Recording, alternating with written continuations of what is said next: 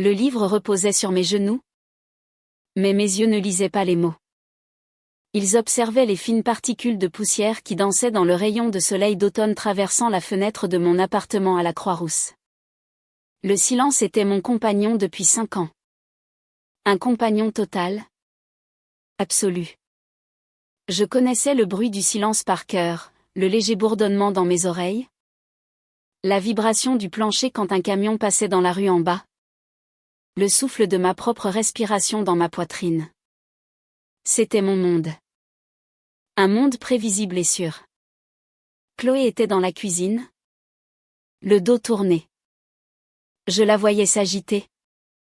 Son téléphone portable coincé entre son oreille et son épaule. D'habitude, je ne pouvais que deviner la teneur de ses conversations. Je lisais sur ses lèvres quand elle me faisait face.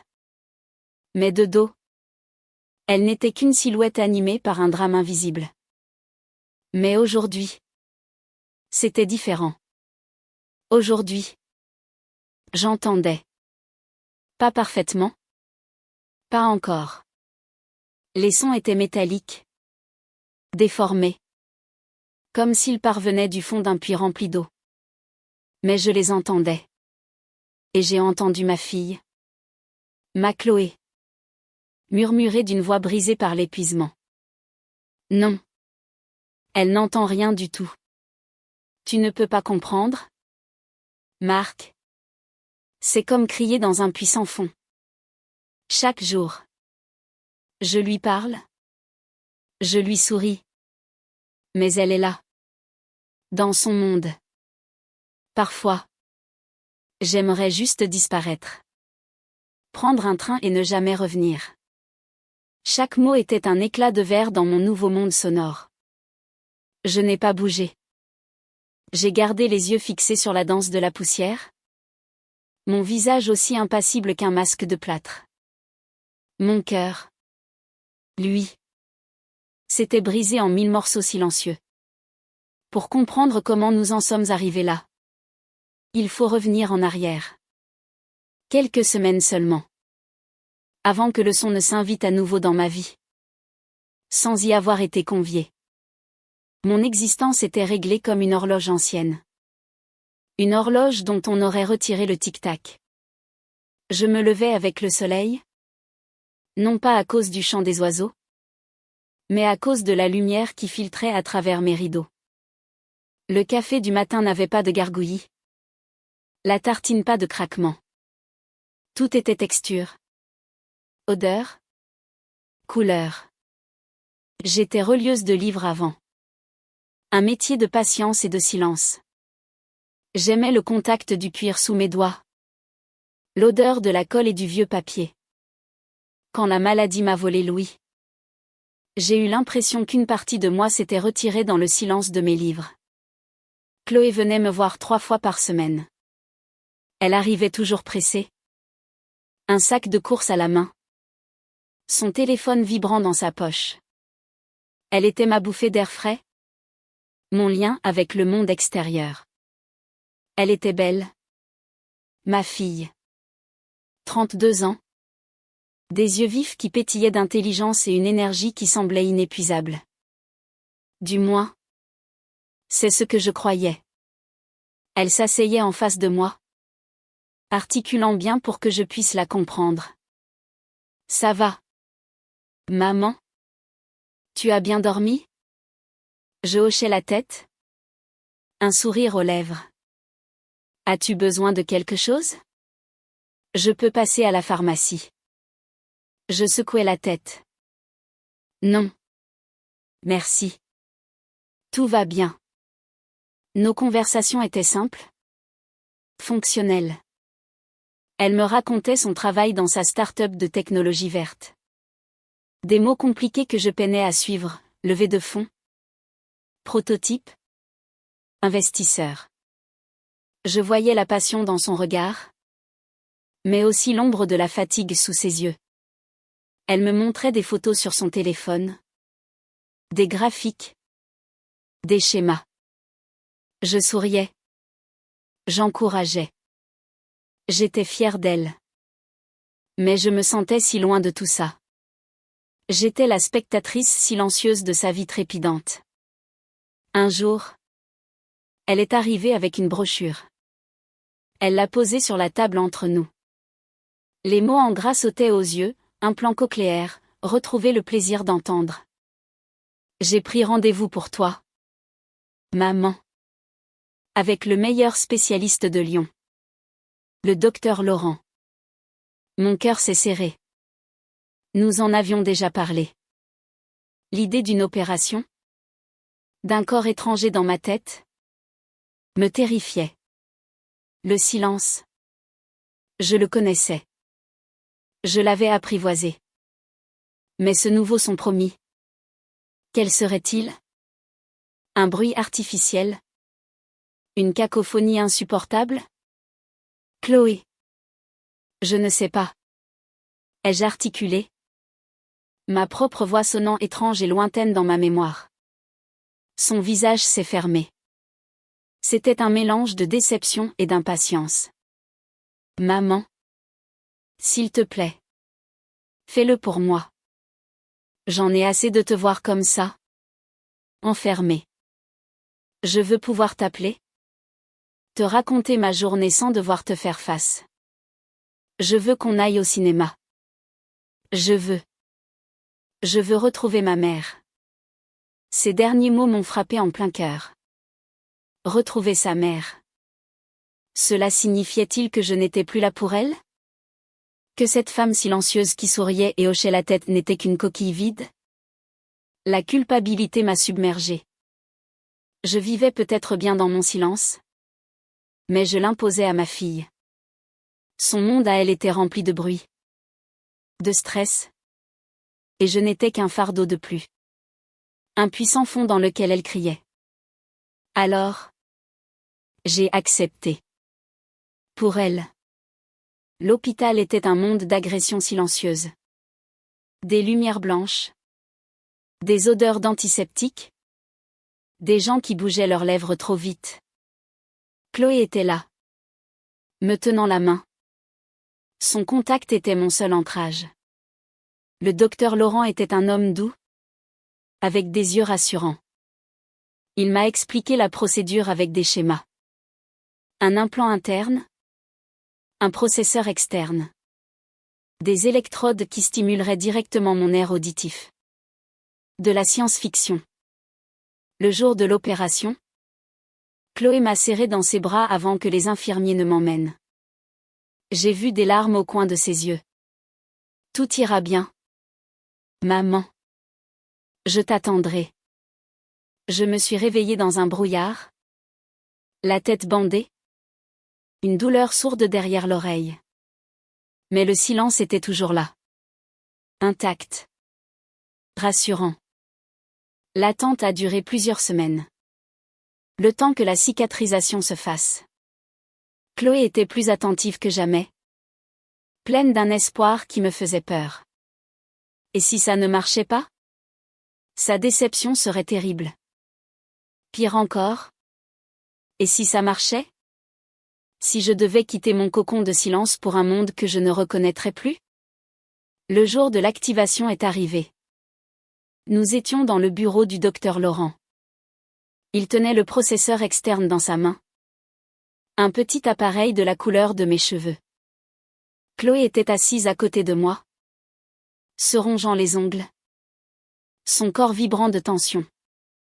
Le docteur a fixé le processeur derrière mon oreille. Le contact était froid. Prête? Madame Moreau? A-t-il articulé lentement. J'ai hoché la tête.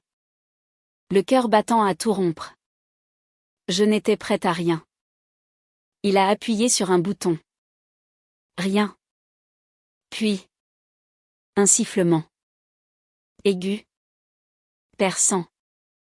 Un bruit de l'arsène qui m'a fait grincer des dents. J'ai sursauté. C'est normal? A dit le docteur. C'est le début. Puis. Il a parlé. Sa voix n'était pas une voix. C'était un son de robot. Métallique. Haché. Chaque syllabe était une percussion désagréable. Vous. Men. Ten. Des. C'était horrible. C'était une agression. Une torture. J'ai regardé Chloé. Son visage était illuminé d'un immense espoir. Elle a dit quelque chose. Maman. Sa voix était une distorsion aiguë. Comme un cri d'oiseau mécanique. Une panique glaciale m'a envahi. Je ne voulais pas de ce monde-là. Je ne voulais pas de ces bruits monstrueux. Je voulais retrouver mon silence. Mon refuge. Alors, j'ai menti. C'était un mensonge instinctif. Un réflexe de survie. J'ai secoué la tête. J'ai porté la main à mon oreille. Le visage crispé par une douleur feinte. Qu'est-ce que vous entendez? A demandé le docteur. Un bruit. Ai-je murmuré? En forçant ma voix. Juste un sifflement. Très fort. Ça fait mal. Le sourire de Chloé s'est évanoui. La déception a remplacé la joie sur son visage. C'était comme voir une lumière s'éteindre. J'ai ressenti une pointe de douleur. Mais ma propre peur était plus forte. Le docteur Laurent a froncé les sourcils. C'est inhabituel. Mais chaque patient réagit différemment. Il faut du temps. De la patience. Votre cerveau doit réapprendre à interpréter ces signaux. Ne vous découragez pas. Il a fait quelques réglages. Mais j'ai continué à secouer la tête. À prétendre que rien ne changeait. Je voulais juste que ça s'arrête. Que tout s'arrête. Sur le chemin du retour. Dans la voiture de Chloé. Le mensonge a commencé à prendre racine. Elle conduisait en silence. Ses mains crispées sur le volant. La ville défilait derrière la vitre. Pour elle. C'était une ville silencieuse. Pour moi. C'était une cacophonie. Le bruit du moteur était un grondement grave qui faisait vibrer tout mon corps. Les klaxons étaient des pointes de métal dans mon crâne. Les voix des piétons. Un gargouillis indistinct. J'ai fermé les yeux, faisant semblant d'être épuisé par l'épreuve. En réalité, j'essayais de mettre de l'ordre dans ce chaos. Ce n'était pas le monde que j'avais connu. C'était une version brutale, déformée. Chloé a posé sa main sur la mienne. Ne t'inquiète pas. Maman. Le docteur a dit qu'il fallait du temps. On sera patiente. Sa voix, même déformée, était pleine d'une tendresse qui me fit mal. Elle essayait de me consoler pour un échec qui n'existait pas. Et moi, je la laissais faire. Ce soir-là, seule dans mon appartement, j'ai enlevé le processeur. Le silence est revenu d'un coup. Un silence bienveillant, doux comme du velours. Je me suis sentie soulagée. En sécurité. J'ai décidé que je le remettrais le lendemain. Juste un peu. Pour m'habituer. Pour ne pas totalement abandonner l'espoir de Chloé. Je me disais que je lui dirais la vérité progressivement. Que les sons revenaient. Mais lentement. Très lentement. C'était un petit mensonge. Un mensonge pour me protéger. Pour nous protéger toutes les deux de la déception. Les jours suivants, j'ai mené une double vie. Quand Chloé était là, je portais le processeur mais je prétendais ne rien entendre. Continuant à lire sur ses lèvres. À vivre dans mon rôle de sourde. Quand j'étais seule, je l'activais par courtes périodes. 10 minutes. 20 minutes. Le chaos initial a commencé à s'organiser. La voix du présentateur à la télévision est devenue moins robotique. Le bruit de l'eau dans l'évier a retrouvé une musicalité familière. C'était un travail épuisant pour mon cerveau. Chaque son était une information à décrypter. À classer. Mais lentement, très lentement, le monde sonore reprenait forme.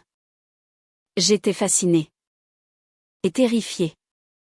J'étais comme une espionne dans ma propre vie. Je redécouvrais mon appartement par ces bruits. Le parquet qui craque à un certain endroit. Le frigo qui ronronne. Le léger sifflement du vent contre la fenêtre. Des détails que j'avais oubliés. Des détails qui rendaient ma solitude moins absolue. Je n'avais pas encore décidé quand je dirais la vérité à Chloé. Je repoussais l'échéance. J'attendais le bon moment. J'attendais que les sons soient plus clairs, plus normaux, pour pouvoir lui partager une bonne nouvelle. Une vraie victoire. Je me disais que mon mensonge partait d'une bonne intention. Je ne voulais pas lui donner de faux espoirs. Et puis, il y a eu cet après-midi. Cet après-midi d'automne où la lumière dorée inondait le salon. Chloé est arrivée. Plus stressée que d'habitude. Elle m'a embrassée. A rangé les quelques courses et s'est réfugiée dans la cuisine pour passer un appel. Pensant que les murs la protégeaient de mon regard et que mon silence la protégeait de mon écoute. Par curiosité, j'avais laissé mon processeur allumé. Je voulais entendre sa vraie voix. Sans la distorsion. Juste pour voir si je pouvais la reconnaître. Et c'est là que je l'ai entendu parler à cet homme. Marc. C'est là que j'ai entendu les mots qui ont tout changé. C'est comme crier dans un puits sans fond. Parfois, j'aimerais juste disparaître. Ce jour-là, mon petit mensonge protecteur s'est transformé. Il est devenu un bouclier. Une arme. J'ai compris que le monde de ma fille était bien plus sombre que ce qu'elle me laissait voir. Ses sourires. Ses encouragements. Tout cela n'était qu'une façade pour me protéger. Moi. Elle me cachait sa souffrance. Et moi. Pour découvrir la vérité. Pour comprendre ce qui dévorait mon enfant de l'intérieur. J'ai décidé de rester sourde à ses yeux. J'ai choisi de rester dans le silence. Pour mieux écouter ses secrets. Le son du téléphone de Chloé se raccrochant a été sec. Définitif. Un point final à une conversation qui venait de dynamiter mon univers. Elle est revenue dans le salon. Un sourire fragile épinglé sur ses lèvres. Comme si elle venait de passer un appel anodin à une amie. C'était le sourire le plus courageux et le plus mensonger que j'ai jamais vu. Désolée. Maman. C'était le travail. Toujours le travail. Elle a articulé lentement, s'assurant que je la comprenne bien. J'ai hoché la tête. Mon propre sourire se sentant comme une fissure sur mon visage. J'ai pointé le livre sur mes genoux. Comme pour dire, ne t'en fais pas. J'étais dans mon monde. Mon monde. Lequel? Au juste. Celui du silence que je lui présentais? Ou celui des sons terribles qui résonnaient encore dans ma tête? Elle s'est assise en face de moi et m'a pris la main. Sa peau était froide, malgré la chaleur de fin d'après-midi. J'ai regardé son visage, cherchant une trace des mots que j'avais entendus. Je ne voyais que les cernes sous ses yeux, plus sombres que d'habitude, et la tension imperceptible autour de sa bouche. Avant, je n'aurais vu que de la fatigue. Maintenant, je voyais le poids d'un désespoir si lourd qu'il la poussait à vouloir disparaître. Tu veux un thé? Ai-je demandé? Ma voix un peu rauque. Elle a secoué la tête. Non. Je ne vais pas rester. Je dois retourner au bureau. On a une grosse échéance. Chaque mot était un mensonge par omission. L'échéance n'était pas seulement grosse. Elle était existentielle. Le bureau n'était pas un lieu de travail. C'était un champ de bataille où ma fille était en train de perdre la guerre.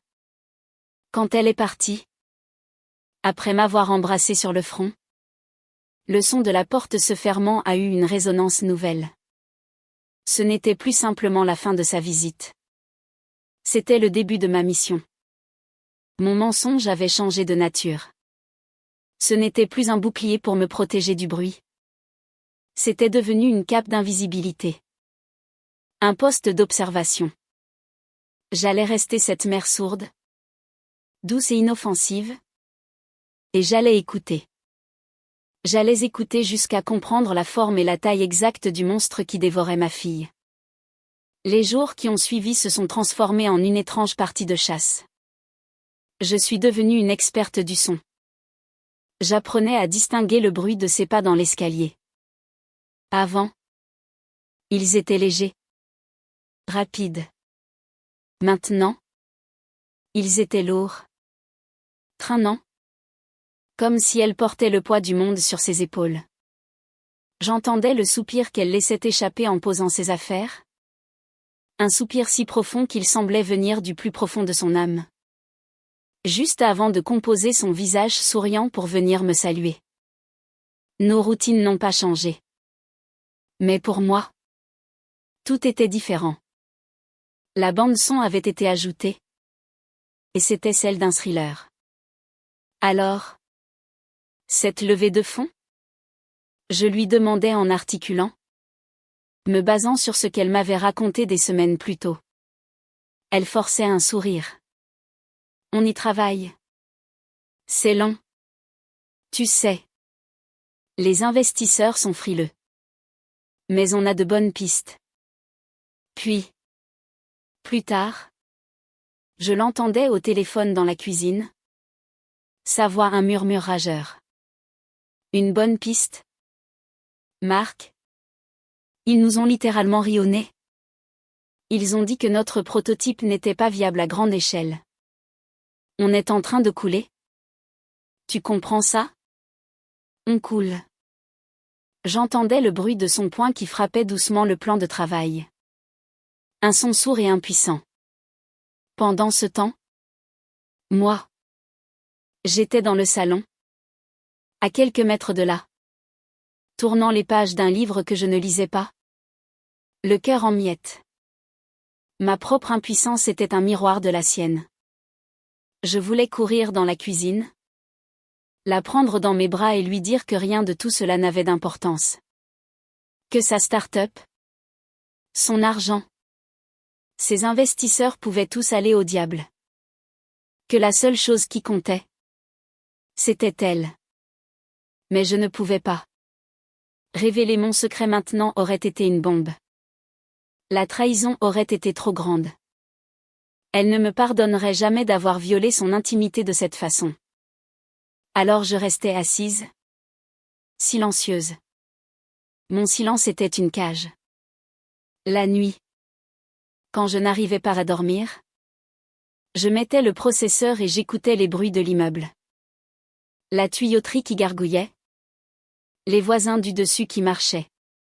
C'était mieux que le silence absolu de mes pensées. Je pensais à Chloé. Seule dans son appartement de l'autre côté de la ville. Est-ce qu'elle dormait? Ou est-ce qu'elle regardait le plafond? Écrasée par ses angoisses? Je me sentais coupable. Coupable de l'avoir laissée porter ce fardeau seule. Coupable de ne pas avoir été la mère qu'elle méritait. Pendant des années, je m'étais plainte de mon silence. Mais j'avais été aveugle au sien. Son silence à elle était rempli de secrets et de peur. Un samedi. Elle a passé toute la journée avec moi. Elle voulait me faire plaisir, disait-elle. Nous avons fait un gâteau aux pommes. Comme quand elle était petite.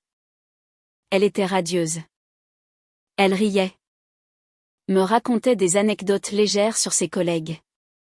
Pendant un instant, j'ai presque cru que j'avais rêvé cette conversation au téléphone. J'ai voulu y croire de toutes mes forces. Peut-être que j'avais mal interprété. Peut-être que la situation s'était arrangée. L'espoir est une chose tenace. Puis, son téléphone a vibré. Elle a regardé l'écran. Et le masque est tombé. Juste une seconde. Une fraction de seconde où toute la lumière a quitté son visage. Mais je l'ai vue. Elle s'est excusée et est allée s'enfermer dans la salle de bain pour prendre l'appel. J'ai tendu l'oreille. La porte étouffait le son. Mais je pouvais entendre des bribes. Des mots qui flottaient jusqu'à moi comme des débris après un naufrage. Pas le choix. La date limite. C'est vendredi. Vendre mes parts. Non. Marc. Pas ça. C'est toute ma vie. Je ne peux pas. Il doit y avoir une autre solution. Puis j'ai entendu un son que je n'avais pas entendu depuis des années. Le son de ma fille en train de pleurer. Pas des larmes de tristesse. Des sanglots rauques. Étouffés. Ceux de quelqu'un qui est au bout de ses forces. Qui n'a plus aucune ressource. Je suis restée figée dans la cuisine. L'odeur de la cannelle et des pommes flottant autour de moi. Chaque sanglot était un coup de poignard. Elle pleurait en silence. Dans la salle de bain. Pour que sa mère sourde ne s'inquiète pas. L'ironie était d'une cruauté absolue. Quand elle est revenue, ses yeux étaient un peu rouges. Mais elle souriait. Allergie, a-t-elle dit en reniflant. Ce pollen d'automne? C'est terrible. J'ai hoché la tête. Comme si je la croyais. Nous avons mangé le gâteau. Il avait un goût de cendre dans ma bouche. Cette nuit-là, j'ai pris une décision. Comprendre ne suffisait plus. Je devais agir. Mais comment? Je n'avais pas de fortune. J'avais les économies de toute une vie. Mises de côté après la vente de mon atelier de reliure. C'était une somme confortable pour une vieille dame vivant simplement. Mais sûrement pas assez pour sauver une entreprise de technologie. Et même si ça l'était, comment pouvais-je lui donner l'argent? Chère fille, j'ai entendu que tu avais des problèmes. Voici de quoi t'aider? Impossible. Le mensonge était devenu plus qu'une simple stratégie d'écoute. Il devait devenir un outil d'intervention. Je devais trouver un moyen de l'aider depuis l'intérieur de ma forteresse de silence. L'occasion, ou plutôt la confirmation de la catastrophe, est arrivée quelques jours plus tard. Chloé était venue déposer des documents pour moi. Elle était restée à peine 10 minutes, visiblement pressée. Après son départ, je me suis rendu compte qu'elle avait oublié son deuxième téléphone sur la table basse. Un téléphone professionnel? Je supposais. Il a sonné. L'écran affichait « Banque Durand ». Par réflexe, j'ai voulu l'ignorer. C'était sa vie privée. Mais la tentation était trop forte. C'était peut-être la clé. Je n'ai pas répondu. Mais quelques minutes plus tard, un message vocal est arrivé. La petite icône clignotait sur l'écran. Mes mains tremblaient. C'était un pas de plus dans la trahison. Une frontière que je n'étais pas sûre de vouloir franchir. J'ai regardé la porte. Comme si Chloé pouvait revenir d'une seconde à l'autre. Puis j'ai pensé à ses sanglots dans la salle de bain. J'ai appuyé sur l'icône. La voix d'un homme, froide et impersonnelle, a rempli le silence de mon salon. Mon nouveau processeur, plus performant après quelques réglages discrets chez le docteur Laurent sous prétexte d'un léger progrès, la restituait avec une clarté effrayante. Bonjour mademoiselle Moreau. Ici monsieur Dubois de la Banque Durand. Je vous appelle suite à notre entretien d'hier. Je suis au regret de vous informer que le comité de crédit a refusé votre demande de prêt professionnel de 100 000 €. Compte tenu de l'état actuel de votre trésorerie et de vos dettes personnelles déjà contractées, nous ne pouvons pas prendre ce risque. De plus, je dois vous informer que si le découvert de votre compte personnel n'est pas comblé d'ici la fin du mois, nous serons dans l'obligation de lancer une procédure de recouvrement et de signaler votre situation à la Banque de France. Veuillez nous rappeler dès que possible. 100 000 euros. La somme flottait dans l'air. C'était donc ça, le chiffre de son désespoir. Ce n'était pas seulement son entreprise qui était en jeu. C'était sa vie. Ses dettes personnelles. La menace d'être fiché à la Banque de France. Une humiliation. Une mort civile pour un entrepreneur. L'héritage de son père. Elle l'avait dit. Elle avait tout mis là-dedans. Tout perdu. J'ai effacé le message vocal. J'ai posé le téléphone exactement où il était. Quand Chloé est revenue 1 heure plus tard. Paniquée. Pour le chercher. Je lisais tranquillement sur mon canapé. Elle ne s'est doutée de rien. Mais en moi. Tout avait basculé. La peur pour elle avait laissé place à une résolution froide comme l'acier. Mon petit mensonge confortable était terminé. Ma vie d'observatrice silencieuse était terminée. J'avais toutes les informations dont j'avais besoin. Le puits avait un fond.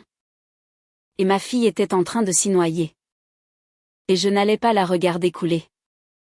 Mon silence était devenu mon fardeau. Maintenant, il allait devenir mon arme. Le chiffre flottait dans l'air de mon salon silencieux.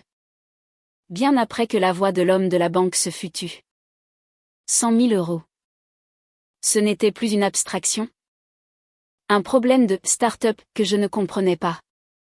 C'était un chiffre concret. Un mur qui se dressait devant ma fille et menaçait de l'écraser. Ce chiffre était la distance entre sa survie et sa ruine. Et j'avais passé ma vie à la protéger des égratignures aux genoux et des chagrins d'amour. Je ne pouvais pas rester là à la regarder tomber dans un ravin. La culpabilité était une marée noire qui submergeait tout. Pendant que je me tairais dans mon silence confortable. Jouant le rôle de la vieille mère fragile. Elle se battait seule contre des moulins à vent financiers. Son désir de disparaître n'était pas une plainte en l'air. C'était un cri de détresse du fond du puits.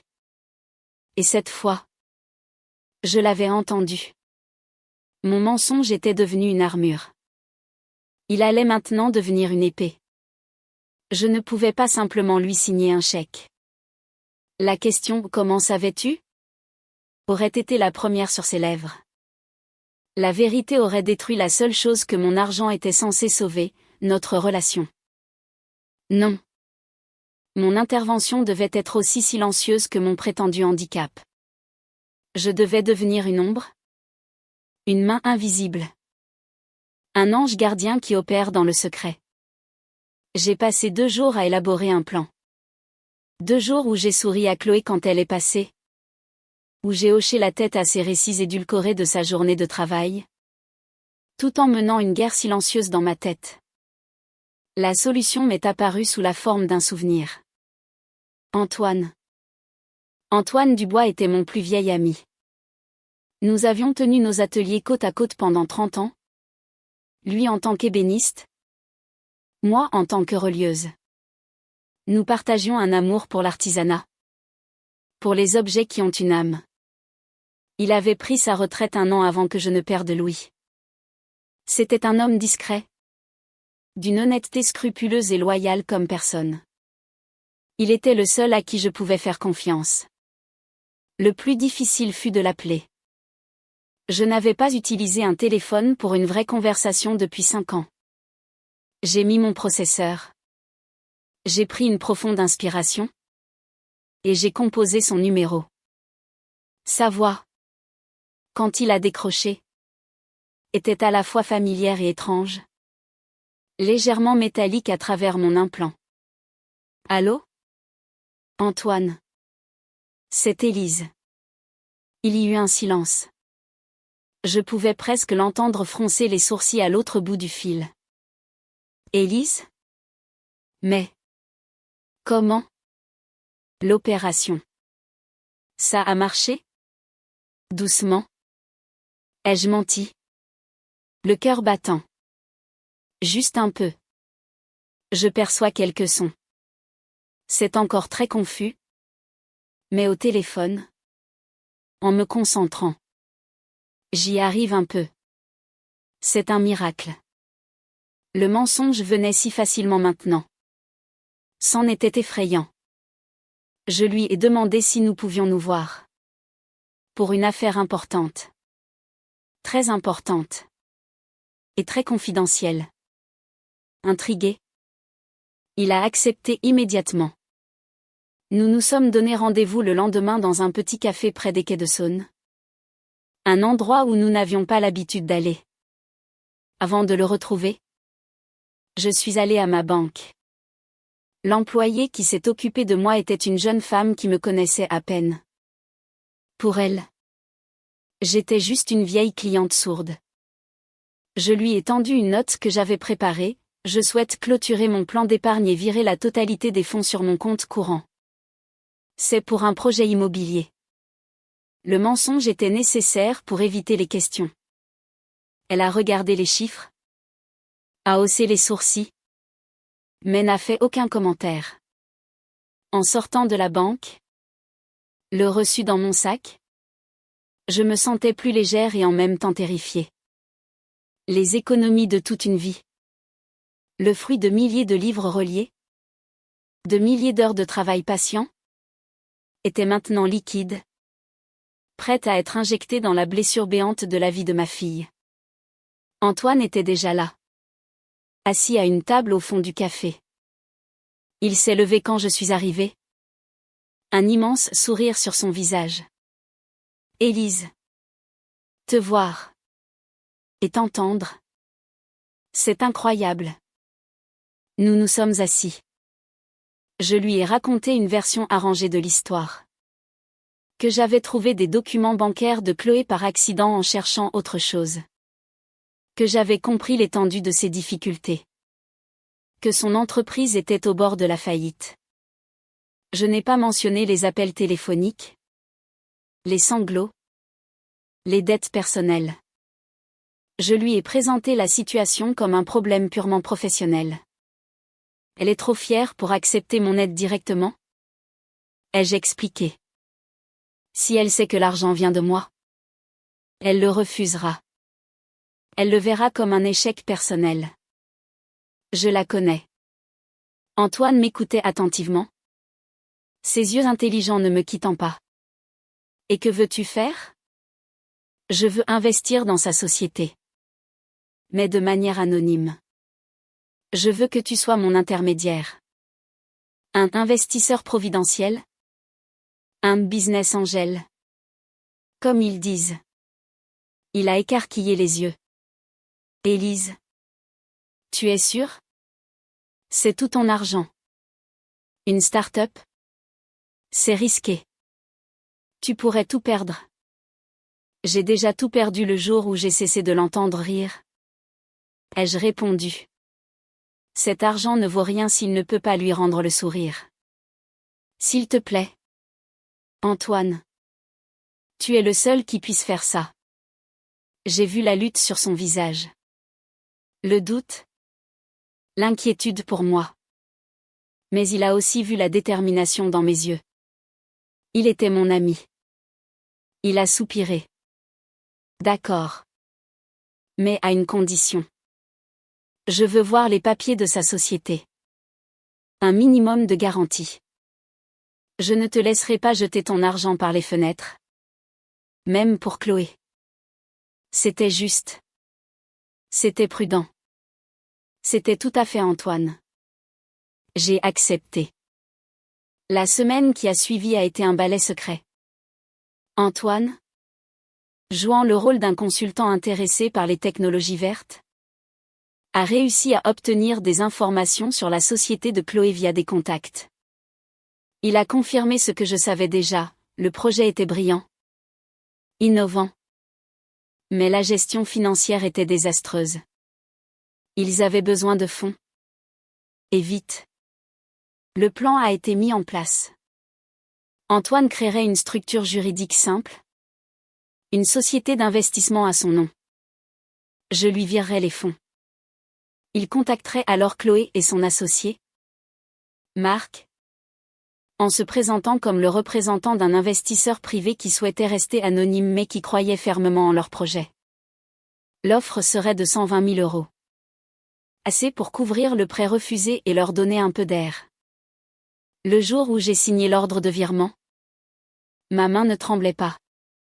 C'était la chose la plus folle et la plus juste que j'ai jamais faite. L'argent a quitté mon compte. Pendant 48 heures, il n'y a eu que le silence. Un silence lourd d'attente. Et puis, un mardi soir, Chloé est arrivée. Je ne l'avais jamais vue comme ça. Même de dos. Alors qu'elle posait son sac dans l'entrée, je pouvais sentir une énergie différente. Elle n'a pas soupiré. Ses pas étaient légers. Quand elle s'est tournée vers moi, son visage était transfiguré. La fatigue avait disparu, remplacée par une incrédulité joyeuse. Elle s'est précipitée vers moi, a pris mes mains et s'est mise à parler, en articulant si fort que c'en était presque comique. Maman. Maman. Tu ne devineras jamais. C'est un miracle. Un vrai miracle. Je l'ai regardée, feignant l'ignorance. Le cœur battant la chamade.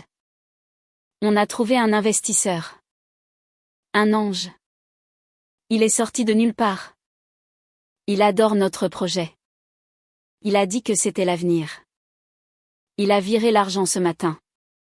On est sauvés. Maman. On est sauvés. Des larmes de soulagement coulaient sur ses joues. Elle riait et pleurait en même temps. Elle m'a serré dans ses bras si fort que j'ai eu du mal à respirer. Et je l'ai laissé faire, caressant ses cheveux. Mon propre cœur débordant d'un mélange de joie pure et de culpabilité amère. J'avais réussi. J'avais sauvé ma fille. Le prix de ce sauvetage était un mensonge qui grandissait chaque seconde, nous enlaçant toutes les deux. Ce soir-là, je me suis sentie puissante. J'avais plié la réalité à ma volonté. Depuis le confort de mon fauteuil. J'avais vaincu une banque, remboursé une dette invisible et redonné l'espoir à mon enfant. Tout cela sans dire un mot de la vérité. Mais la victoire a été de courte durée. Le lendemain, Chloé est passée juste pour déposer un plat qu'elle avait cuisiné pour moi. Elle était encore sur son nuage. Mais alors qu'elle était sur le point de partir, elle a reçu un appel. C'était Marc. Elle lui a souri, a haussé le pouce en ma direction pour me montrer que tout allait bien, et a commencé à parler en se dirigeant vers la cuisine, pensant que je ne l'entendais pas. J'ai tendu l'oreille, savourant d'avance le son de leur joie partagée. Oui. Je sais que c'est incroyable. A-t-elle commencé? Sa voix pétillante. Puis son ton a changé. Comment ça? Des conditions? Non. Son représentant n'avait pas parlé de ça. Un rapport hebdomadaire? Mais c'est énorme comme contrainte. Et un siège au conseil d'administration? Marc? On ne sait même pas qui est cet investisseur. On fait entrer un fantôme dans notre propre entreprise? Attends. Quoi? Il veut des résultats pour le prochain trimestre. Mais c'est impossible. Il nous faut au moins 6 mois pour redresser la barre. On ne peut pas. Non. On ne peut pas refuser l'argent maintenant. Il est déjà sur le compte. On est piégé. C'est ça? On a juste changé de créancier. Écoute. Je te rappelle. Elle a raccroché. Je l'ai entendu prendre une longue inspiration. Tremblante. Le silence a duré quelques secondes. Puis j'ai entendu un son très faible. Le bruit de ses ongles qui tapaient nerveusement contre le plan de travail. Mon miracle venait de montrer ses dents. J'avais cru éteindre un incendie en y jetant de l'eau. Mais je venais de comprendre que j'avais jeté de l'huile. Je n'avais pas sauvé ma fille d'un fardeau. Je lui en avais donné un nouveau. Avec un visage anonyme et des exigences impitoyables. Le visage d'Antoine. Mon visage. Quand Chloé est revenue de la cuisine, son visage était redevenu un masque de neutralité. Le sourire forcé était même revenu. Mais il n'atteignait plus ses yeux. Ils étaient assombris par le nuage que je venais d'envoyer au-dessus de sa tête. Tout va bien. Maman. Juste un petit détail logistique à régler avec Marc. Tu sais ce que c'est? Le travail. Je savais. Oui. Mieux qu'elle ne l'imaginerait jamais. Je savais que le détail logistique était un nœud coulant qu'elle sentait déjà se resserrer autour de son cou. Un nœud que j'avais moi-même tressé avec les fils de mon amour et de mes mensonges. Elle n'est pas restée longtemps. L'euphorie de la veille s'était évaporée, remplacée par une tension palpable. Quand la porte s'est refermée, le son m'a paru différent. Ce n'était plus le son de la délivrance. C'était le son d'une porte de prison qui se referme. Et j'étais le geôlier. Ma première impulsion a été de tout arrêter. D'appeler Antoine et de lui dire d'annuler ces conditions absurdes. J'ai attrapé mon téléphone. Les doigts fébriles. J'ai composé son numéro. Antoine? Ai-je dit dès qu'il a décroché? Ma voix à peine un murmure. Les conditions. Il faut les annuler. C'est trop pour elle. C'est en train de la détruire. Il y a eu un silence à l'autre bout du fil. Puis la voix calme et raisonnable d'Antoine a retenti. Un phare de logique dans ma panique. Élise. Écoute-moi. Je ne peux pas. Pense une seconde. Un investisseur providentiel qui met 120 000 € sur la table sans demander la moindre garantie. Le moindre contrôle? Ça n'existe pas. Ce serait la chose la plus suspecte au monde. Chloé et son associé se demanderaient immédiatement d'où vient cet argent tombé du ciel. Ils chercheraient. Ils finiraient par te trouver. Est-ce que c'est ça que tu veux? Il avait raison. Chaque mot était une vérité de glace. Pour que mon mensonge tienne, l'investissement devait être crédible. Et un investissement crédible venait avec des exigences. J'avais créé un monstre. Et maintenant? Je devais le nourrir pour qu'il ne se retourne pas contre moi. Alors? Que dois-je faire? Ai-je demandé? Me sentant complètement démunie. Rien? A-t-il répondu doucement. Tu dois la laisser se battre. Tu as voulu lui donner une arme pour sa guerre? Pas la gagner à sa place. Fais-lui confiance. Elle est forte. Faire confiance. C'était facile à dire. Mais comment faire confiance quand on est la cause du danger? J'ai raccroché. Le cœur lourd. Antoine pensait que j'avais simplement donné un coup de pouce. Il ne savait pas que j'avais remplacé une hypothèque visible par une menace invisible. Une angoisse bien plus insidieuse. Les semaines qui ont suivi ont été une lente descente aux enfers. L'appartement, mon sanctuaire de silence, est devenu une salle d'écoute, une chambre de torture. Je vivais au rythme des visites de Chloé et de ses appels téléphoniques. Elle ne parlait plus de miracle. Elle parlait de l'investisseur fantôme. C'est comme ça qu'elle l'appelait en parlant à Marc. Le fantôme. Le fantôme veut le rapport pour vendredi. Le fantôme a refusé notre budget prévisionnel. Le fantôme veut savoir pourquoi la production du prototype a pris 2 jours de retard. Le fantôme était exigeant. Impatient. Omniscient. Le fantôme. C'était moi. C'était Antoine qui jouait son rôle à la perfection. Transmettant mes anciennes angoisses de mère sous la forme d'exigences professionnelles. Est-ce que tu as bien avancé? Pourquoi n'as-tu pas encore fini? Es-tu sûr que c'est la bonne méthode? Toutes ces petites phrases que les mères inquiètes disent, transformées en un jargon d'entreprise impitoyable. Je voyais Chloé s'épuiser. Elle maigrissait. Elle ne dormait plus. Quand elle venait me voir, Elle s'asseyait parfois sur le fauteuil et fixait le vide pendant de longues minutes, oubliant ma présence, perdue dans des calculs et des soucis qui la dépassaient. Et moi? Je devais rester là, immobile, à lui sourire gentiment, lui tendant une tasse de thé qu'elle oubliait de boire, le cœur brisé par ma propre duplicité. La tension entre elle et Marc est devenue électrique. Je les entendais se disputer de plus en plus souvent au téléphone. Leurs voix n'étaient plus des murmures. Elles étaient chargées de reproches et d'épuisement. On n'aurait jamais dû accepter, disait Marc un soir, sa voix pleine d'amertume.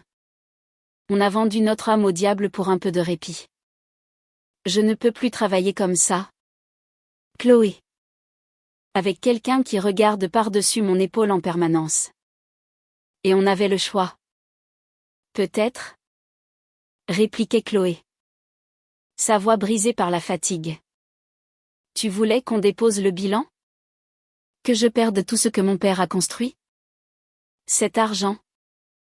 C'est notre seule chance et tu le sais. Alors arrête de te plaindre et travaille. Je ne me plains pas. Je constate. Cette pression nous tue. Elle te tue. Et elle tue notre couple. La conversation s'était terminée là. Le mot « couple » était resté en suspens dans l'air de ma cuisine. Je ne savais pas que leur relation était plus que professionnelle. C'était un secret de plus. Une autre couche de complexité dans ce drame dont j'étais l'auteur involontaire. Un après-midi. Alors que j'étais dans le salon et Chloé dans la cuisine en train de me préparer une soupe, j'ai entendu un bruit soudain et violent. Un verre qui glisse de ses mains et explose en 1000 morceaux sur le carrelage. Le son a été si aigu, si inattendu, que j'ai eu un mouvement de recul sur mon fauteuil. J'ai grimacé de douleur. Une réaction purement instinctive. Une seconde plus tard, Chloé est apparue dans l'encadrement de la porte, le visage pâle. Maman? Ça va? Elle m'a regardé. Puis son regard s'est fait plus intense. Un léger froncement de sourcils. Attends. Comment? Le piège s'est refermé sur moi. J'avais réagi au son. Un son que je n'étais pas censé entendre.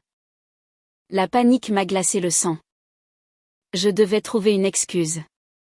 Vite. La lumière? Ai-je dit en articulant avec difficulté, montrant la cuisine d'un geste vague de la main. J'ai vu un éclair de lumière. Le reflet du verre qui tombait. Ça m'a surprise. Elle m'a dévisagé pendant une longue seconde. Son esprit analytique, celui qui lui permettait de diriger une entreprise, était en train de traiter l'information.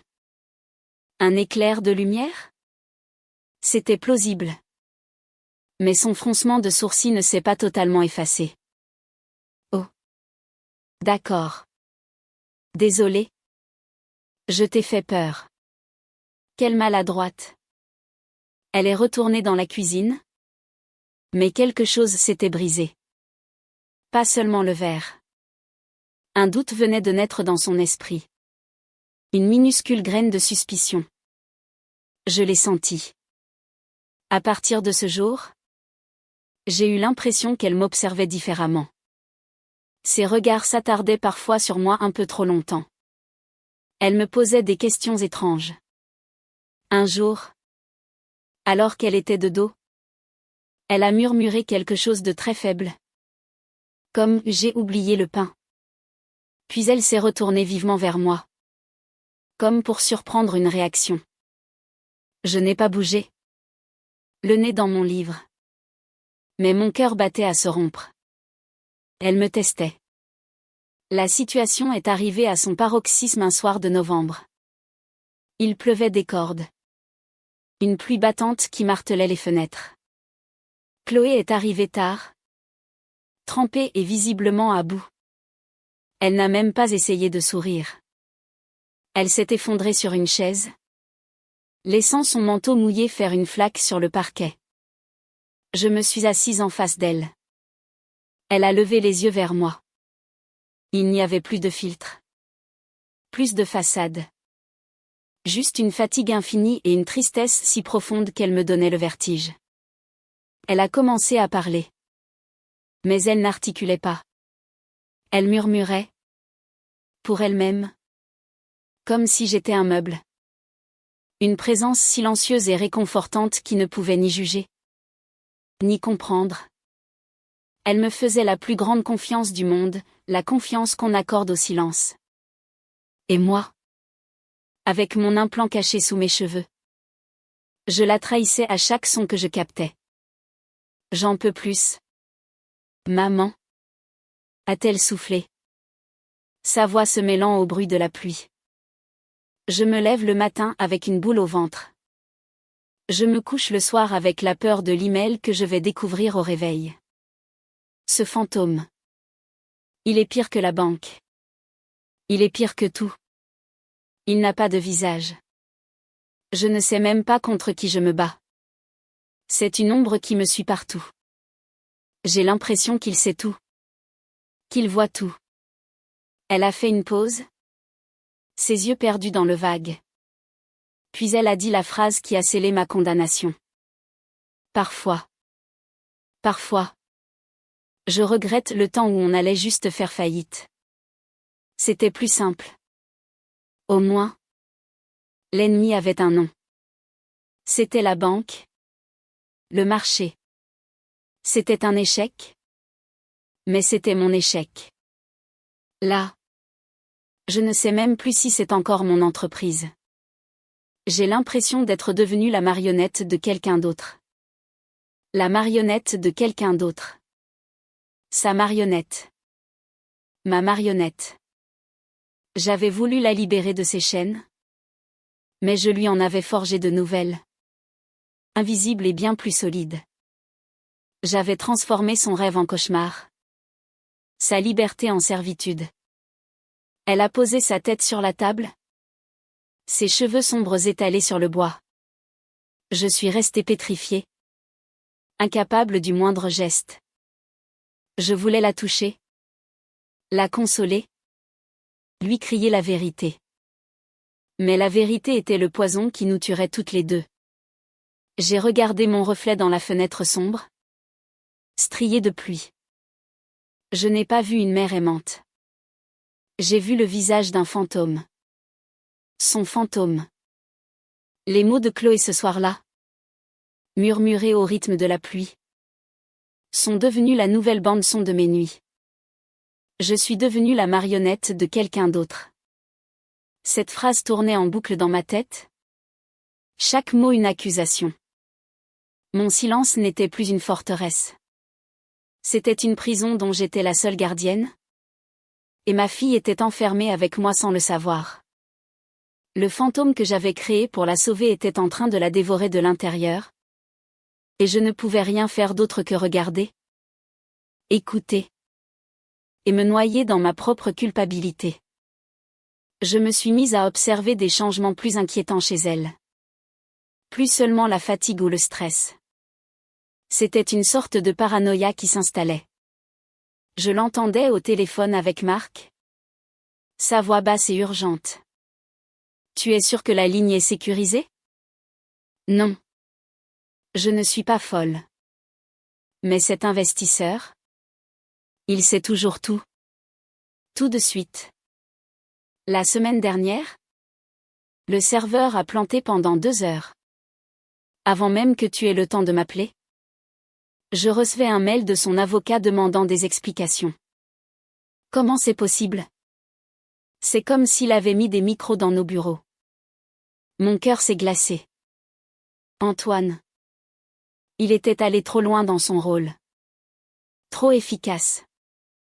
Il avait dû mettre en place des alertes. Des suivis.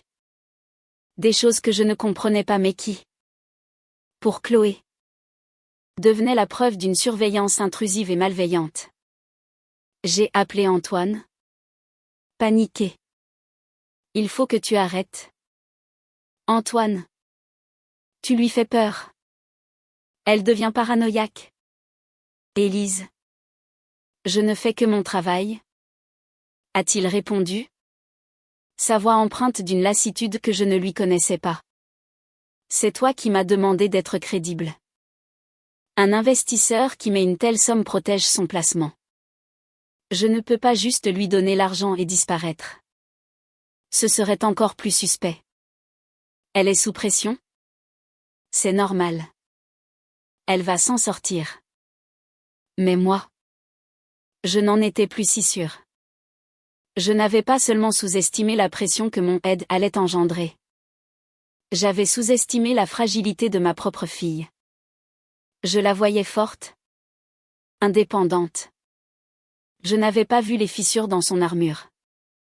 La suspicion qu'elle avait eue envers moi après l'épisode du verre cassé ne s'était jamais vraiment dissipée. Elle était latente. Parfois, elle laissait traîner une phrase en l'air en quittant une pièce, comme pour voir si je réagirais.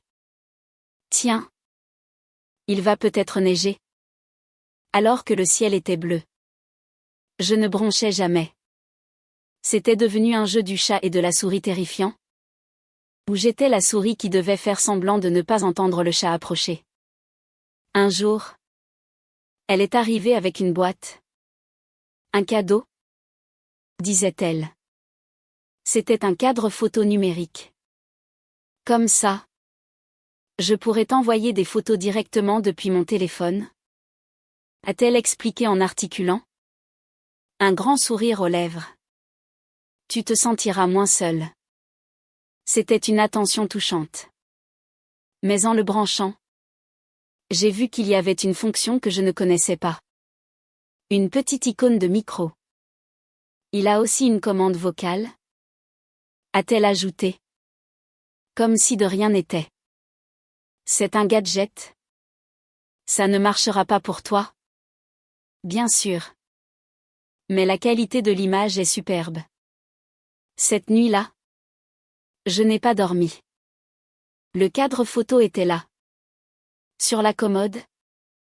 Son écran affichant des paysages paisibles.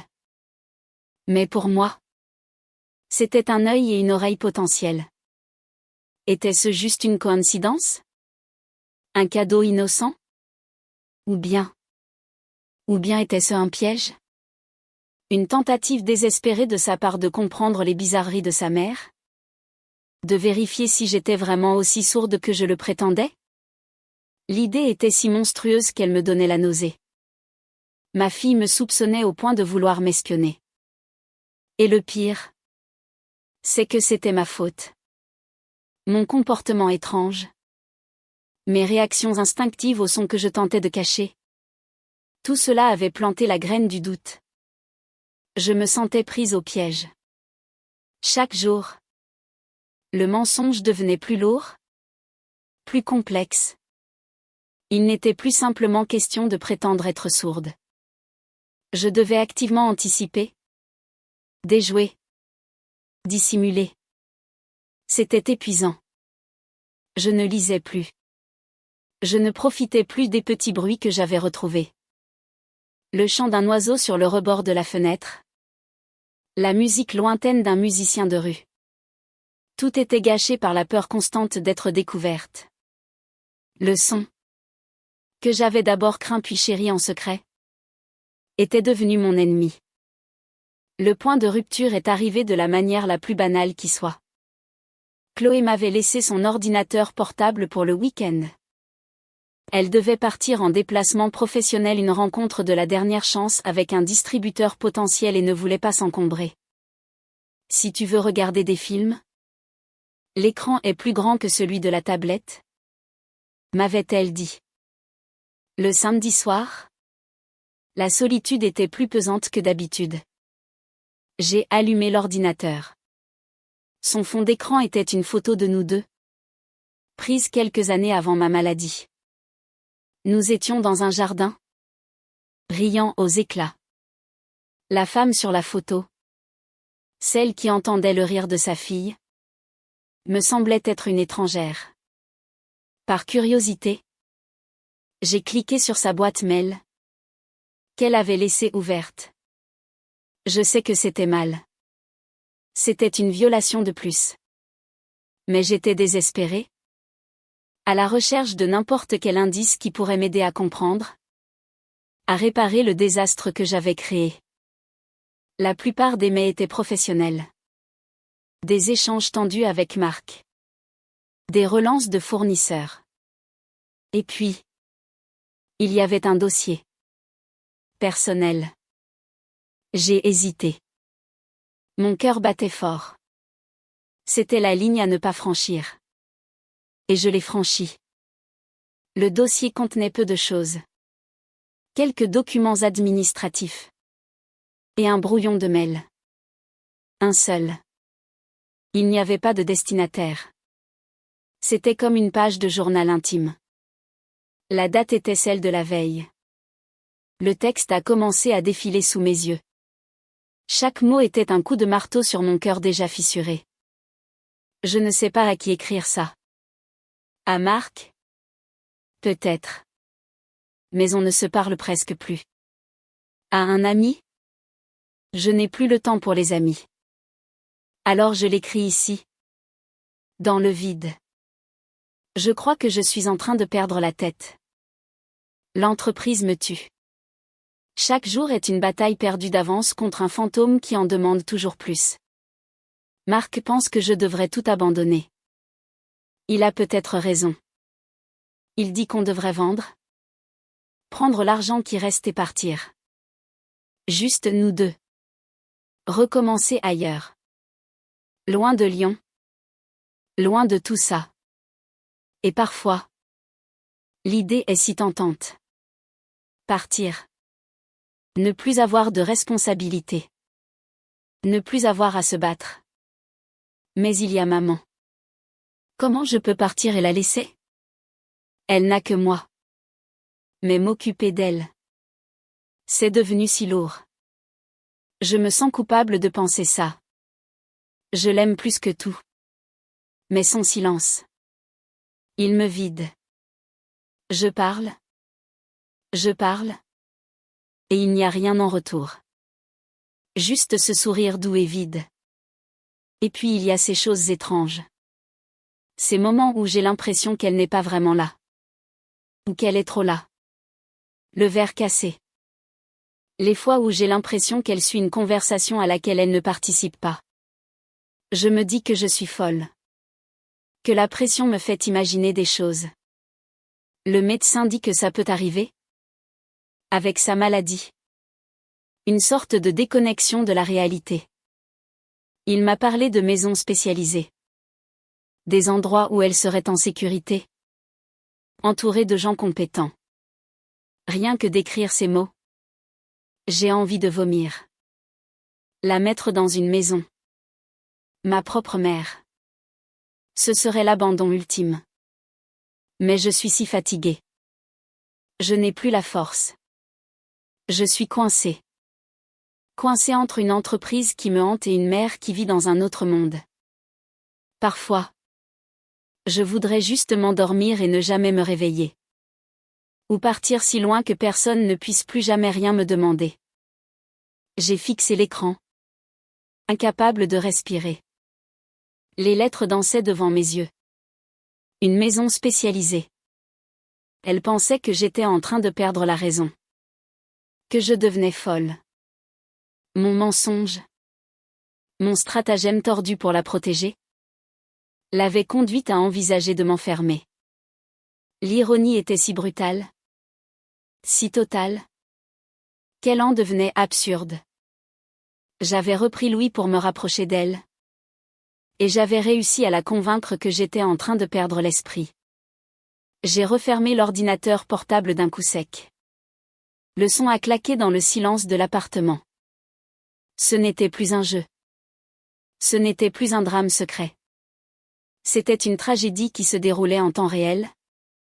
Et le dénouement approchait à grands pas. J'avais atteint le fond. Le point le plus bas. J'avais tout perdu. Sa confiance. Son respect. Et peut-être bientôt. Ma liberté. Et tout ça. Par amour. Un amour si maladroit. Si aveugle. Qu'il était devenu une arme de destruction massive. J'ai passé le reste du week-end dans un brouillard. Je n'ai pas bougé de mon fauteuil. L'ordinateur portable de Chloé est resté fermé sur la table basse. Un sarcophage contenant les mots qui avaient signé l'arrêt de mort de notre relation. Chaque son de l'extérieur une sirène lointaine. Les rires d'enfants dans la rue me paraissaient obscènes. Comment le monde pouvait-il continuer à tourner alors que le mien venait de s'effondrer? J'ai envisagé toutes les options. Lui avouer. Écrire une lettre. Tout lui dire. Tout de suite. Mais l'image de son visage se décomposant sous le poids de ma trahison me paralysait. Elle ne me verrait plus comme sa mère, mais comme une manipulatrice. Une espionne qui avait violé les derniers recoins de son intimité. Et puis, il y avait l'autre vérité. Celle contenue dans son mail, elle était à bout. Une révélation aussi brutale maintenant ne la sauverait pas. Elle la briserait. J'ai aussi envisagé de ne rien dire. De laisser les choses suivre leur cours. De la laisser me croire folle. Peut-être que c'était la punition que je méritais. Finir mes jours dans une maison spécialisée? Entourée de vrais silences et de vrais fantômes? Payant le prix de mon amour monstrueux. La pensée était si amère qu'elle me donnait la nausée. Quand Chloé est revenue le dimanche soir pour récupérer son ordinateur, j'avais réussi à composer un masque de normalité. Mais c'était le plus fragile de tous. Elle aussi semblait ailleurs. Son voyage d'affaires n'ayant visiblement rien donné de bon. Nos deux désespoirs flottaient dans la pièce. Si denses qu'on aurait presque pu les toucher. Mais ils ne se rencontraient pas. Nous étions deux planètes dans le même système solaire. Condamnées à tourner l'une autour de l'autre sans jamais se toucher. Chacune avec sa face cachée. Ça a été. Ton week-end? A-t-elle demandé en articulant. Son ton mécanique. J'ai hoché la tête. Et toi? Ton voyage? Elle a haussé les épaules? Un geste qui en disait plus que n'importe quel discours. Fatigant. Pour rien. Elle a pris son ordinateur, a évité mon regard, et est partie presque aussitôt. C'est quelques jours plus tard que la menace a pris une forme physique. Chloé est venue pour notre visite habituelle du milieu de semaine. Elle semblait étrangement sereine. D'un calme qui m'a immédiatement alarmée. C'était le calme qui suit une décision difficile. Le calme de la résignation. Elle a posé son sac sur la table et en a sorti une brochure en papier glacé. Elle l'a laissée sur la table basse. Entre nous deux. Sans rien dire au début. Le titre était écrit en lettres douces et arrondies, Les jardins de l'île Barbe, une retraite paisible pour nos aînés. La photo montrait des personnes âgées souriantes. Assises sur des bancs dans un parc verdoyant et ensoleillé. C'était une image de paix. Pour moi. C'était une vision de l'enfer. Une collègue m'a donné ça. A-t-elle commencé? Sa voix soigneusement neutre. Articulant parfaitement pour que je ne perde pas un mot. C'est pour sa grand-mère. Apparemment. C'est un endroit formidable. Ils ont des ateliers. Un suivi médical incroyable. Elle dit que sa grand-mère n'a jamais été aussi épanouie. Elle me regardait. Elle attendait une réaction. Mais quelle réaction pouvait-elle attendre d'une femme sourde qui, selon elle, perdait l'esprit? J'ai pris la brochure. Mes doigts semblaient appartenir à quelqu'un d'autre. J'ai regardé les photos de chambres claires et propres. De salles communes chaleureuses. J'ai hoché la tête. Un vague sourire aux lèvres.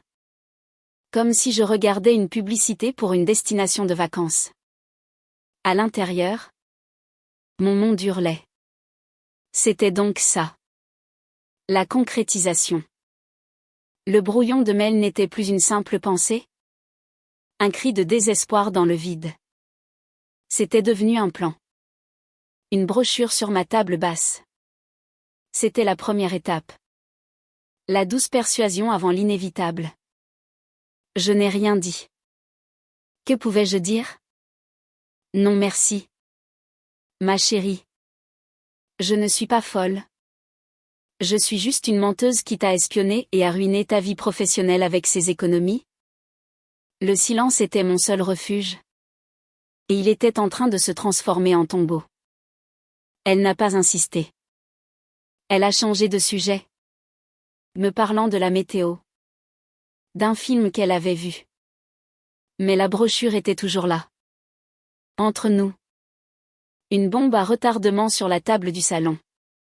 Le coup de grâce est arrivé ce vendredi-là. La fin de semaine. La date limite pour le rapport que le fantôme exigeait.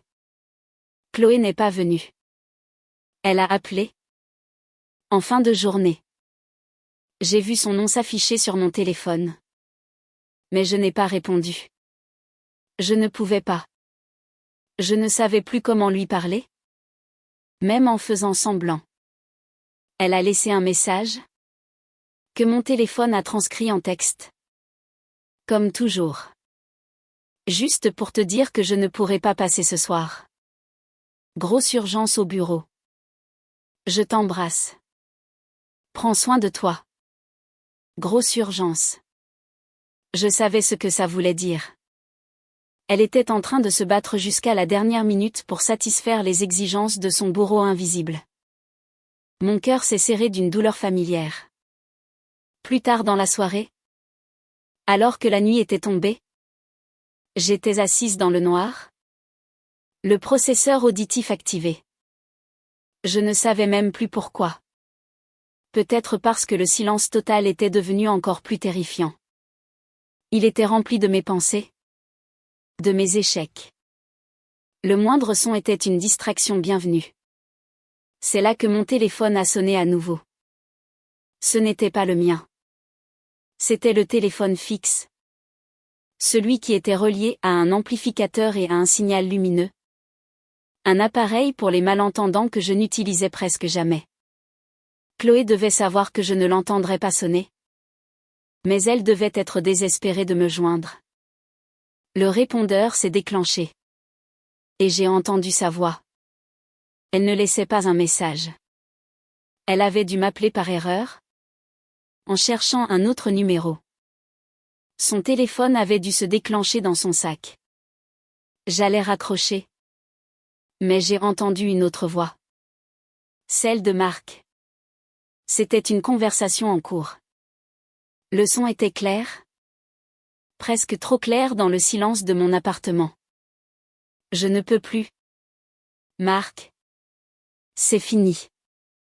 J'ai passé la journée à compiler des chiffres qui n'ont aucun sens pour un fantôme qui ne sera jamais satisfait. J'ai tout perdu. L'entreprise. Toi. Tout. Sa voix était vide. Sans larmes. Ce qui était pire encore. On n'a pas tout perdu? A répondu la voix de Marc. Douce et lasse. On peut encore vendre. Partir. Recommencer. Je te l'ai déjà dit. Partir?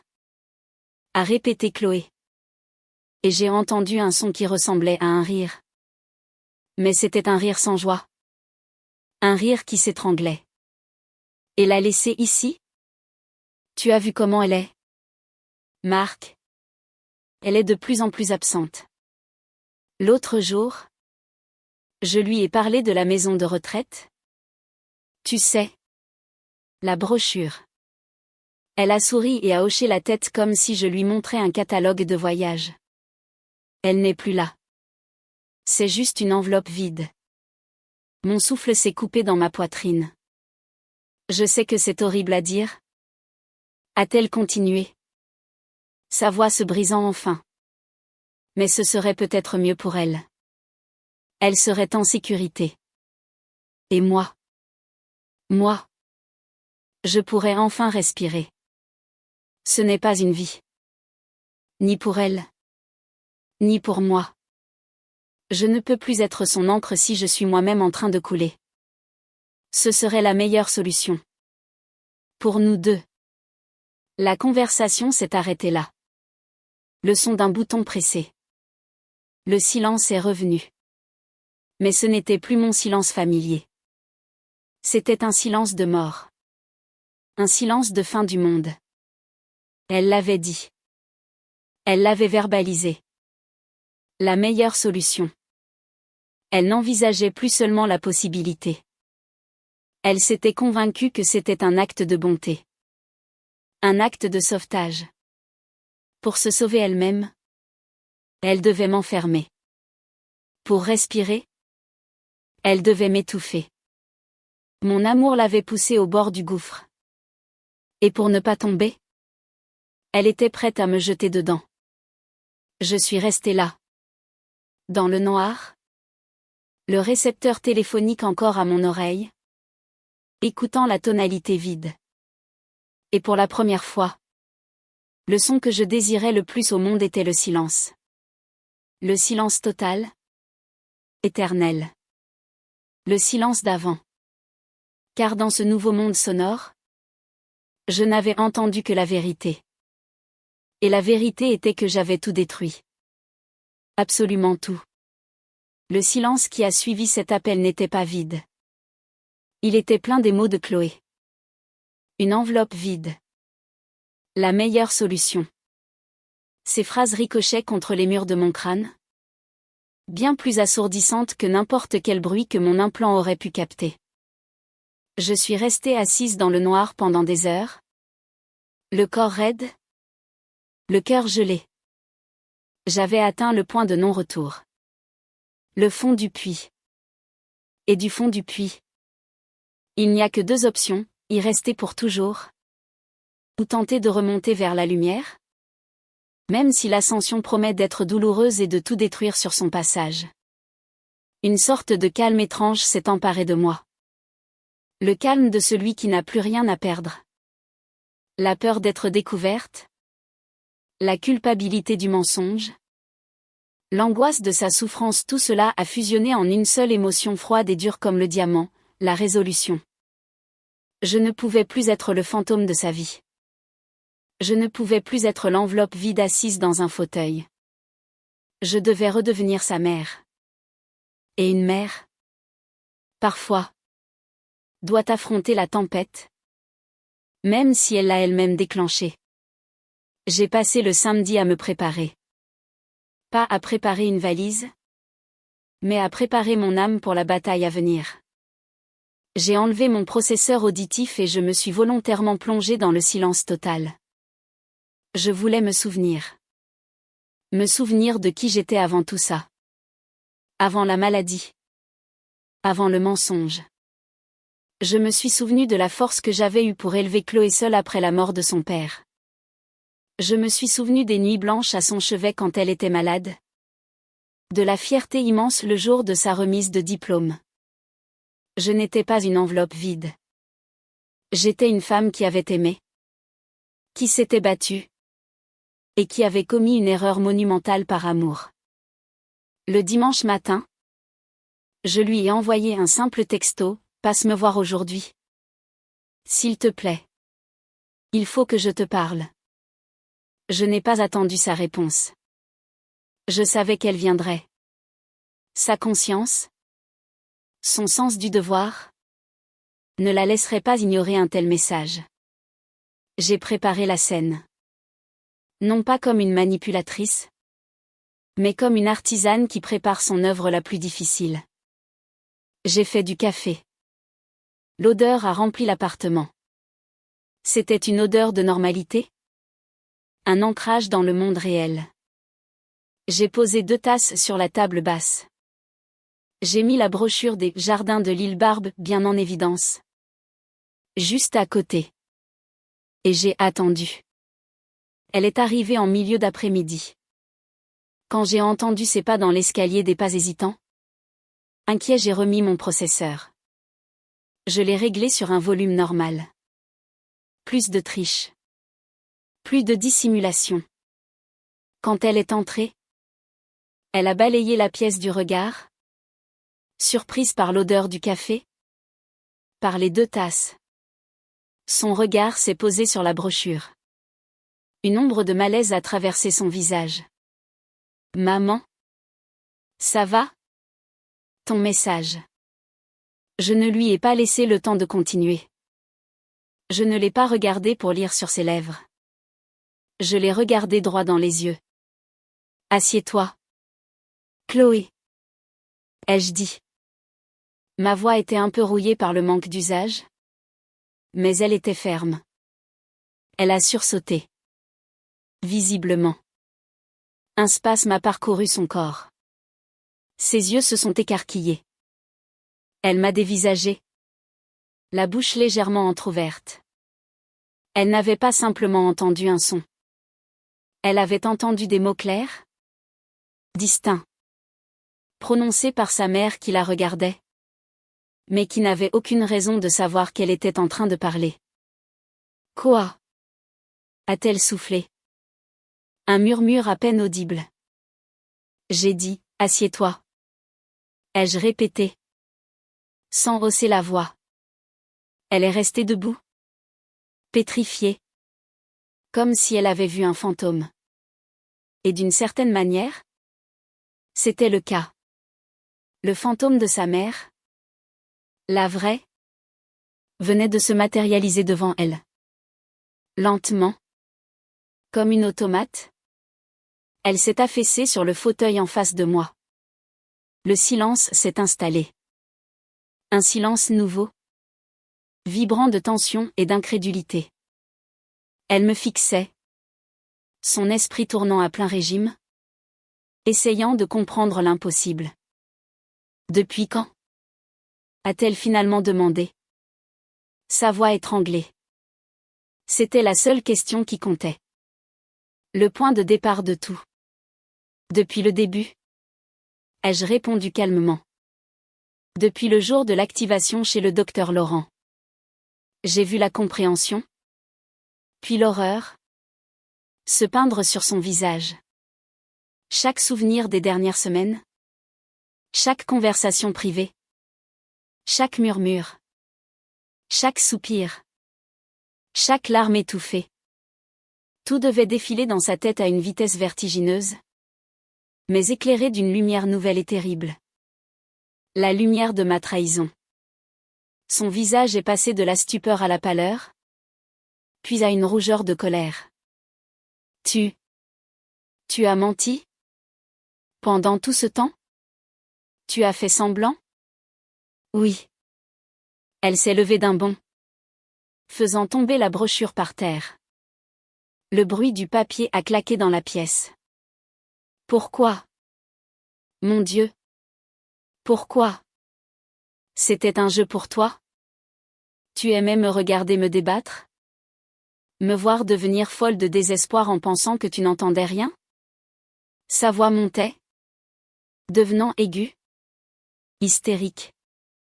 Non. Ai-je dit. En restant assise. Je devais rester son ancre? Même si elle était au cœur de l'ouragan. Au début. J'ai eu peur. Peur des sons. Peur de ce nouveau monde. C'était plus simple de rester dans le silence. Plus simple? A-t-elle crié? Les mains sur la tête. Plus simple pour toi? Peut-être. Mais pour moi? Tu as une idée de ce que j'ai vécu? Oui. Ai-je dit doucement. Je le sais. Parce que je l'ai entendu. Cette phrase l'a arrêtée net. Elle m'a regardé. Les yeux brillants de larmes de rage. J'ai entendu ton appel avec Marc. Le premier jour. Quand tu as dit que c'était comme crier dans un puits sans fond. Quand tu as dit que tu voulais disparaître. C'est là que j'ai décidé de continuer à mentir. Pas pour moi. Pour toi. Je voulais comprendre ce qui te faisait si mal. Le choc sur son visage était total. C'était une chose de comprendre que j'avais menti. C'en était une autre de réaliser l'étendue de ce que j'avais entendu. La spécificité du souvenir. Tu as espionné mes conversations? J'ai écouté la souffrance de ma fille qu'elle essayait de me cacher. Ai-je corrigé? C'est la même chose. C'est une violation? C'est ignoble. A-t-elle sangloté. Tout ce temps. Je me confiais à ton silence. Je pensais que j'étais en sécurité. Et tu étais là. Tu buvais chaque mot. Chaque plainte. Chaque secret. Elle faisait les 100 pas dans le salon. Comme un animal en cage. Et je l'avais enfermée dans cette cage.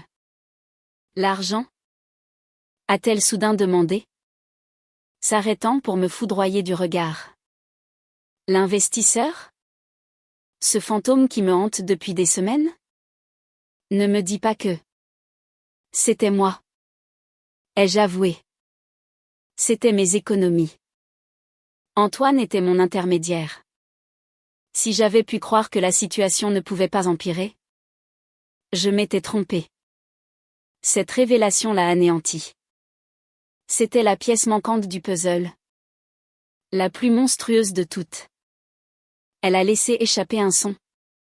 Un mélange de rire et de sanglots. Bien sûr.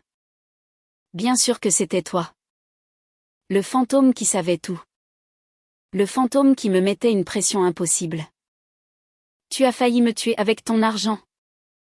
Tu m'as sauvé pour mieux me contrôler. Pour mieux me torturer. Non.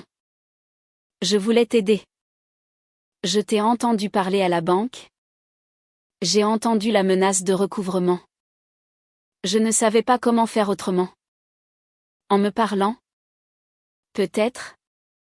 A-t-elle hurlé? Les larmes coulant maintenant librement sur ses joues. En étant ma mère? Tout simplement. En me demandant ce qui n'allait pas. Pas en montant cette charade grotesque et perverse. Elle avait raison. Vue de l'extérieur? Sans le filtre de ma peur et de mon amour paniqué. Mon action était indéfendable. C'était le plan d'une folle. Je ne savais plus comment te parler. Ai-je murmuré? La vérité de ces mots me frappant moi-même. Le silence avait creusé un fossé si profond entre nous. J'ai eu peur que tu refuses. Que tu sois blessé dans ta fierté. J'ai choisi la mauvaise solution. Je le sais. Elle s'est arrêtée devant moi. Le corps tremblant de fureur et de chagrin. La mauvaise solution? Tu as détruit ma confiance. Tu as détruit tout ce qu'il y avait entre nous. Je te regardais et je me sentais coupable de vouloir t'envoyer dans une maison de retraite. Alors que c'est toi qui me rendais folle. Je pensais que tu perdais l'esprit. Mais c'était toi qui jouais avec le mien. Elle a ramassé la brochure par terre. Elle me l'a tendue. Sa main tremblante. Tiens. Tu en auras peut-être besoin. Pas parce que tu es folle. Mais parce que je ne sais pas si je pourrai un jour te regarder à nouveau sans voir une étrangère. Sans voir une manipulatrice qui m'a menti droit dans les yeux pendant des mois. Elle a laissé tomber la brochure sur mes genoux. Puis elle s'est dirigée vers la porte. Chloé. Attends. Ai-je supplié? Me levant pour la première fois. Elle s'est retournée. La main sur la poignée. Le regard qu'elle m'a lancé n'était pas un regard de haine. C'était pire. C'était un regard vide. Un regard où l'amour d'une fille pour sa mère venait de mourir. J'ai besoin d'air? A-t-elle dit d'une voix blanche. J'ai besoin de silence. De vrai silence. Puis elle est sortie. La porte s'est refermée derrière elle. Le clic de la serrure a été le son le plus brutal et le plus définitif que j'ai jamais entendu. Je suis restée là. Au milieu du salon. Avec les 2 tasses de café qui refroidissaient. La brochure sur le sol. Et le silence. Un silence qu'aucune technologie ne pourrait jamais briser. Le silence de la solitude absolue. Je ne sais pas combien de temps je suis restée debout au milieu du salon. Les minutes se sont étirées en heures. Le soleil d'automne a décliné. plongeant la pièce dans une pénombre grise qui reflétait parfaitement l'état de mon âme. Le départ de Chloé n'avait pas été une explosion. C'était une implosion. Tout s'était effondré vers l'intérieur, ne laissant qu'un vide immense et silencieux. Le silence qu'elle avait réclamé. Elle me l'avait laissé. Et il était insupportable. Pendant les premiers jours, j'ai cru que j'allais vraiment perdre la raison. Chaque son était une torture. Le téléphone qui ne sonnait pas. Le bruit de mes propres pas dans l'appartement vide. J'ai enlevé mon processeur auditif, cherchant refuge dans mon ancien monde. Mais même ce silence-là était différent. Avant, il était neutre. Maintenant, il était chargé de son absence, de ses derniers mots.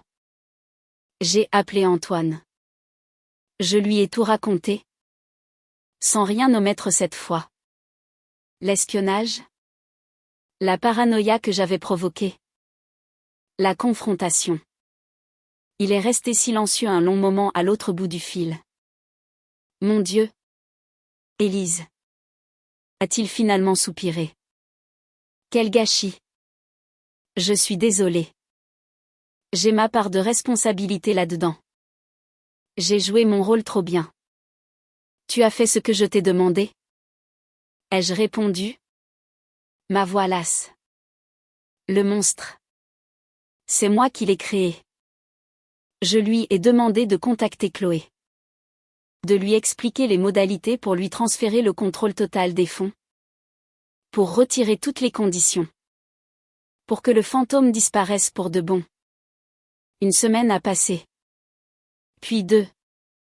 Pas un mot de Chloé. Pas un appel. Pas un message. La solitude était une douleur physique. Une faim qui me rongeait de l'intérieur. J'ai compris ce que c'était que de vouloir disparaître. J'avais enfin rejoint ma fille au fond de son puits. C'est Antoine qui m'a rappelé. Elle a accepté le transfert? M'a-t-il dit. Elle a tout liquidé. Liquidé? Ai-je demandé? Le cœur serré. Elle a remboursé intégralement l'investissement. L'argent est de retour sur le compte de la société. Elle a vendu ses parts à son associé? Marc. Elle quitte l'entreprise. La nouvelle m'a frappé comme une vague. Elle avait tout abandonné. Mon aide n'avait servi à rien, si ce n'est à tout détruire. Et elle? Comment va-t-elle? Ai-je demandé? La voix tremblante. Je ne sais pas. Élise. Elle a été très froide? Très professionnelle. Elle a juste dit qu'elle avait besoin de temps. Du temps. C'était la seule chose que je pouvais lui donner. La seule chose qui nous restait. Alors, j'ai commencé à vivre avec la vérité. Ma vérité. J'ai arrêté de me cacher. Je portais mon processeur auditif tous les jours. Toute la journée. Je me suis forcée à sortir. À réapprendre les bruits de la ville. Au début, c'était une agression.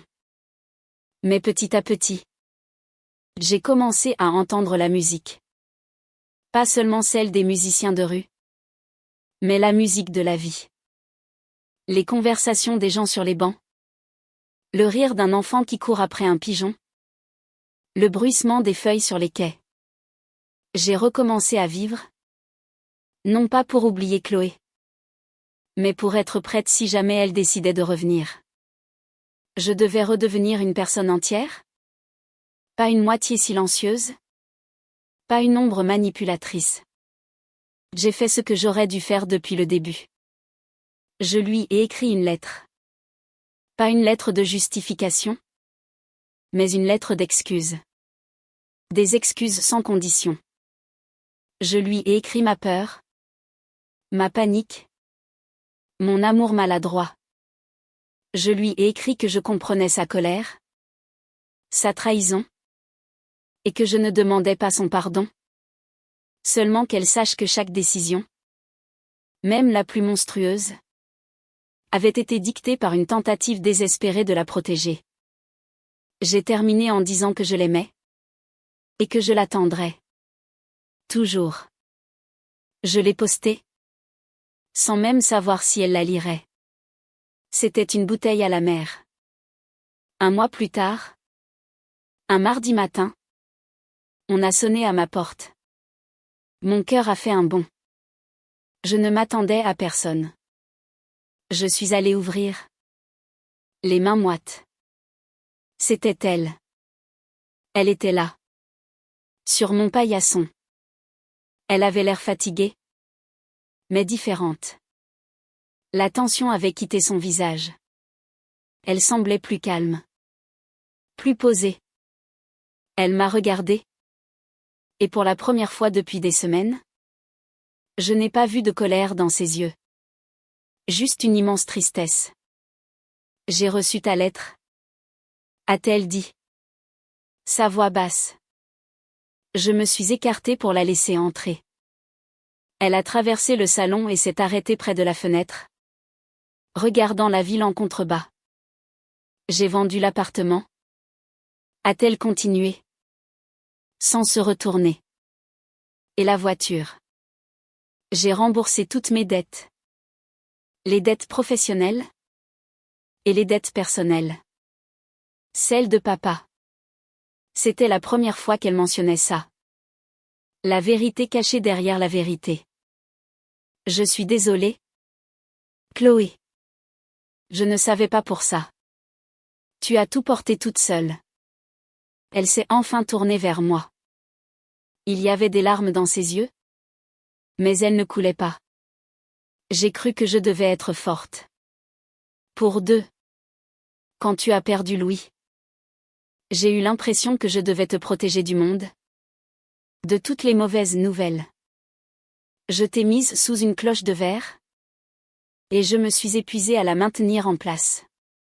Et moi? Ai-je complété doucement? J'ai fait la même chose. J'ai entendu ta détresse. Et au lieu de briser la cloche, j'en ai construit une autre. Encore plus épaisse. Autour de nous deux. Un faible sourire a effleuré ses lèvres. On est une belle paire de folles. Non. J'ai hoché la tête, sentant mes propres larmes monter. Les meilleures. Elle a fait un pas vers moi. Je ne te pardonne pas. Maman. Pas encore. La blessure est trop profonde. Savoir que tu étais là. Que tu écoutais.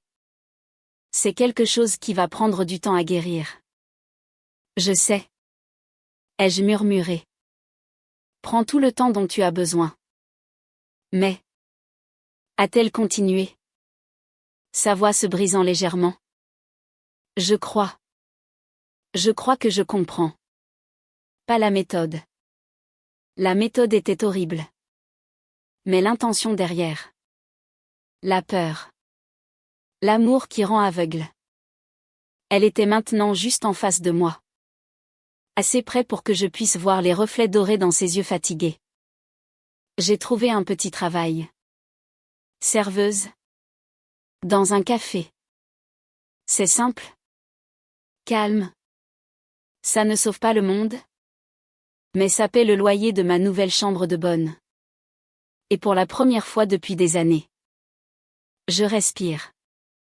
Le mot « respirer » a résonné entre nous. C'était ce qu'elle voulait. Ce dont elle avait besoin. Je ne sais pas ce que nous sommes. Maintenant? A-t-elle dit. Je ne sais pas comment on reconstruit un pont quand les deux rives sont dévastées. On commence par une pierre? Ai-je répondu? Osant pour la première fois lever la main et effleurer son bras. Juste une. Aujourd'hui. Elle n'a pas reculé. Elle a regardé ma main sur son bras. Puis elle a levé les yeux vers moi. Tu veux un café? A-t-elle demandé. J'ai hoché la tête. Un sanglot de soulagement m'échappant enfin. J'adorerais. Pendant qu'elle allait dans la cuisine, je l'ai écoutée. J'ai écouté le bruit familier de l'eau qui coule. De la cafetière qui se met en marche. De la cuillère qui teinte contre une tasse. C'étaient des sons ordinaires. Des sons de tous les jours. Mais pour moi, c'était la plus belle musique du monde. Ce n'était pas la fin de l'histoire. C'était le début d'un nouveau silence. Un silence choisi. Partagé. Un silence rempli non pas de secrets, mais de la promesse fragile et précieuse d'un nouveau départ.